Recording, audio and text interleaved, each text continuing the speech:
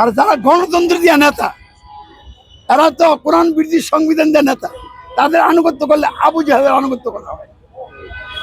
যারা গণতন্ত্র আর ইসলাম সাংঘর্ষিক, একে অপরের বিপরীত এবং বিরোধী ব্যবস্থা, দুটা একসাথে চলতে পারে না। তবে গণতন্ত্রের কিছু নিয়ম কানুন ইসলামের সাথে মিলে। উদাহরণস্বরূপ ছাগল আর হরিণ, ছাগলের সিং কয়টা? দুইটা। হরিণের সিং কয়টা? দুইটা। হরিণের পা কয়টা? চারটা। ছাগলের পা কয়টা? তাহলে মিল আছে তো। তো মিল থাকার পরে হরিণ হরিণ, ছাগল ছাগল। হরিণ ছাগল হবে না, ছাগল হরিণ হবে না।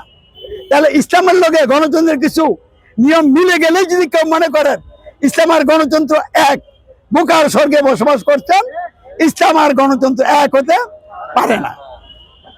যারা ইসলাম নিবেন গণতন্ত্র অমান্য করে নিবেন, আর যারা গণতন্ত্র নিবেন তারা আর ইসলামের মধ্যে থাকবে না।